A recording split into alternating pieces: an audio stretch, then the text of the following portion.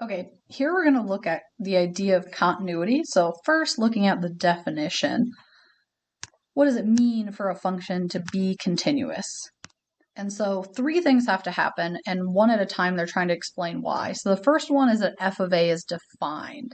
If there is no point there, right, you just have this hollow hole, this opening. Sometimes you ever hear continuity described as you can draw the function without picking up your pencil. So that's a nice kind of visual that sums up all this stuff together. If you can draw it without picking up your pencil, right, if you could make a nice big, squiggle or line or whatever it is, that's a continuous function. As soon as you have to pick up your pencil, then there might be a discontinuity there. So first one is if the point is undefined. If the point just doesn't exist, then we have to skip over that point. There's no way you can draw that without picking up your pencil. So that's criteria number one. What if, though, the point does exist, like this one, right? There is a point right here. So there is a point right there, but the limit has to exist, and here's why. Because see how the left and right-hand limits have to agree? So if this one heads towards something and this one heads towards something different, now the point exists, but the limit doesn't. And see how that causes a different spot where we can't do it without picking up our pencil? And so these two things have to happen. You need the point to be defined and the limit has to exist. Because if the limit doesn't exist, you could end up with this big jump in your function. And sometimes you'd think that would be enough, but one other thing that could happen. What if the point exists, the limit on both sides agrees, but the point and the limit don't agree? Notice here how the limit's heading towards this, but the point is way up here, or even if it was way down here, essentially if it's anything other than right in the middle there. And so by requiring these three things for continuity, the point has to be defined. So like if we have some random graph out here, there's a point that's defined. The limit has to exist. So no matter what shape it takes, both sides have to head towards the same thing on both sides, right? This limit exists. And then if this limit is here, let's say at L, the point better be there as well. If all three of those things match up, then that point is continuous. And if every point is continuous on your graph, then your entire graph is continuous. And we're really used to dealing with continuous functions like polynomials and stuff. Continuous is a nice thing to have. Then they're going to find some kind of creative questions to ask us so we can see the types of things that can happen. So one of them, looking at our options here, here's types of discontinuities. Part A is called a removable discontinuity because essentially it wouldn't be super hard to fix this if we needed to, right? If we could just move this point, if this point wasn't hanging out up here and it was right there, then we remove that discontinuity, then that would be fine, right? You could put the point back in there. It's like almost like it's fixable. Obviously, you have to change the function a little. A jump discontinuity is where the limit doesn't agree, right? This left-hand limit's heading towards this, and this right-hand limit is heading towards this. They disagree with each other, so the limit doesn't exist. The point does, right?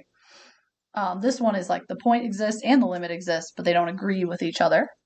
And then an infinite discontinuity, the limit at here doesn't exist, right? The left-hand limit is infinity, and the right-hand limit is negative infinity. And so the limit doesn't agree, the point doesn't exist, because vertical asymptotes mean there's a point that's not in our domain, usually because you're dividing by 0 there. And so an infinite discontinuity looks like an asymptote.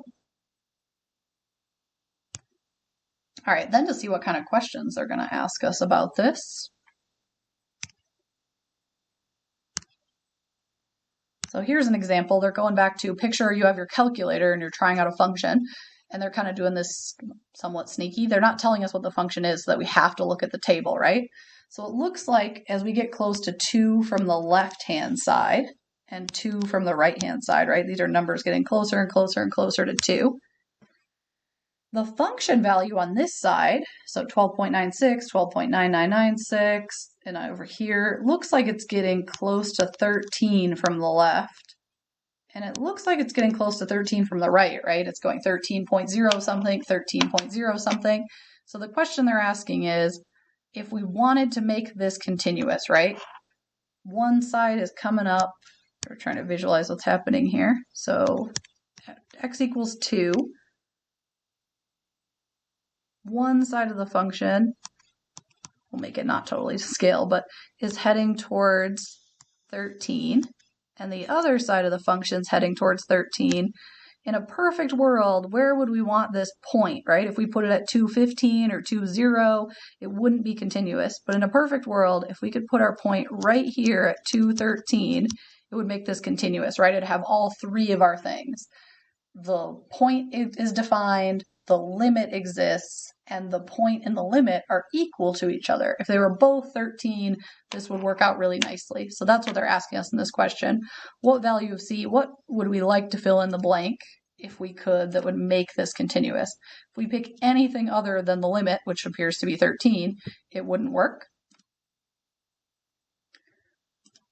We'll try a couple different scenarios so we can see them all. Some are more obvious than others. So this one, it looks like the left is heading towards 5.999, the right's heading towards 5.9999, so it looks like they're both going towards 6. So if we could make this point 2.6, that would probably connect our two pieces together.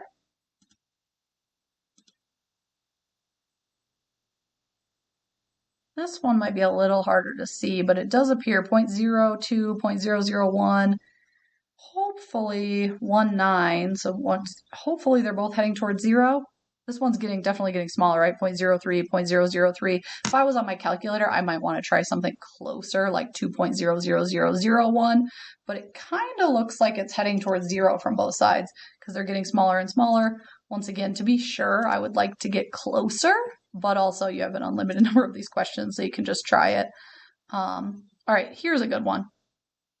I was trying to go until I found one of these.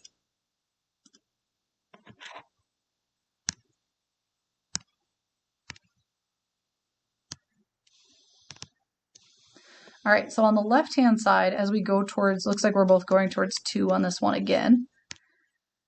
So this side, it looks like we're going towards -9. So who knows? It looks like it's coming from numbers smaller than that. So the function, is heading towards -9. And then on this side, it looks like the function is headed towards -10. So notice in this one, if we put the point up here, it's still not continuous. If we put the point down here, it's still not continuous. Since this limit doesn't agree, we have a jump discontinuity. We can't fix that by just moving the point, right? No matter where we put it. If we put it up here, if we put it down here, there's no way we can connect those two pieces together. So here's an example. If no value exists, put does not agree, does not exist. There's nothing we can do to make the left and right hand side of that limit agree, right? One's going towards -9, one's going towards -10. So this isn't a removable discontinuity. We can't easily fix it like that. And so there's an example of some questions they can ask about continuity, but the idea is you need all three of those criteria and you have to be able to draw it without picking up your pencil. If you have all those criteria, then that will kind of automatically happen. But the picking up your pencil is kind of an intuitive thing to think about when you're doing continuity.